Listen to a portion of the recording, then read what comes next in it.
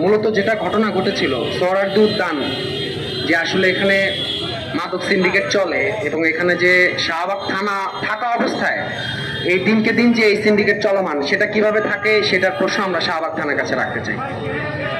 এরপরে এখানে র্যান্ডম পথচারী যখন হাঁটাচলা করবে, তার যে জীবনের যে নিরাপত্তা নেই, অর্থাৎ একই সাথে আপনি যখন অপরাধী না এটা প্রমাণিত হওয়ার পরও পুলিশ কেবলমাত্র তাকে প্রশ্ন করা হয়েছে এবং শুধুমাত্র ডিসি হওয়ার বিধায় তাকে যে আপনি প্রশ্ন করতে পারবেন না সাধারণ জনগণ, এটা মেনে নেওয়ার মতো হতে পারে না। আজকে ঢাকা বিশ্ববিদ্যালয়ে পড়ার কারণে কিংবা ঢাকা বিশ্ববিদ্যালয়ের মতো প্রতিষ্ঠানে পড়ার পর আমি যদি আক্রমণের শিকার হই, হয়তো এই কারণে আমি মোটামুটি আপনারা এখানে এসেছেন বা অনেকে আসছে, কিন্তু এখানে আমি বাদে যে কোনো একজন র্যান্ডম সাধারণ নাগরিক হতে পারতো, তখন কিন্তু হয়তো এই মিডিয়া কাভারেজ থেকে শুরু করে এত বড় কিছু হতো না, সবার সামনে আসতো না। আমরা দেখেছি ক্যাম্পাসের শিক্ষার্থীরা নিরাপদ নয়, ক্যাম্পাসে এই উদ্যানের ভিতরে এর আগে সাম্য হত্যাকাণ্ডের মতো ঘটনা ঘটছে, তার সুষ্ঠু কোনো তদন্ত আমরা এখনো পাইনি।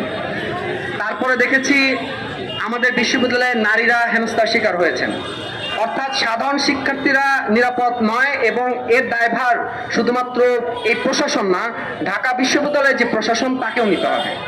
কারণ এই প্রশাসনও এই ঢাকা বিশ্ববিদ্যালয়ের শিক্ষার্থীদের যে নিরাপত্তা সেটা নিশ্চিত করতে তারা ব্যর্থ।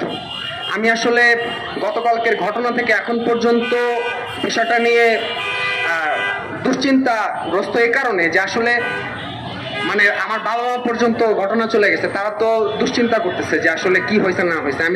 আমি তো সবাইকে ধরে ধরে এটা বোঝাতে পারবো না।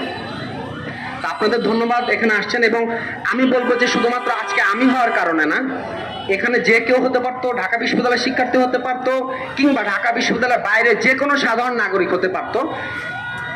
পুলিশের কোনো এখতিয়ার নাই যে কেউ যদি অপরাধী হয়ে থাকে তাকে আইনি প্রক্রিয়ায় আপনি বিচার করতেই পারেন, কিন্তু আপনি নিরপরাধ কিছু পায় নাই এরপরে আপনাকে এইভাবে হেনস্থা করে, এবং যখন আপনি দেখতেছেন আপনার কাছে কিছু নাই এবং পুরোপুরি আপনি নিরাপদ, এরপরে কিন্তু গায়ে হাত তোলা হয়েছে।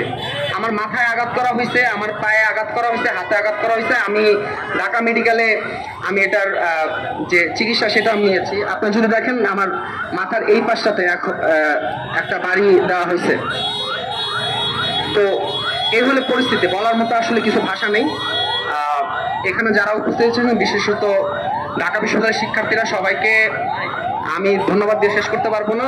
আমি এটাই বলতে চাই, কেবলমাত্র আমি না, পরবর্তীতে যে কারোর সাথে, শুধু ঢাকা বিশ্ববিদ্যালয় কেন, এদেশের যে কোনো নাগরিকের যে গণতান্ত্রিক অধিকার চর্চা, সে অধিকার চর্চায় ঢাকা বিশ্ববিদ্যালয়ের শিক্ষার্থীরা তাদের যে পূর্বের যে সংগ্রামের ইতিহাস সেটা তারা জারি রাখবে। সবাইকে ধন্যবাদ।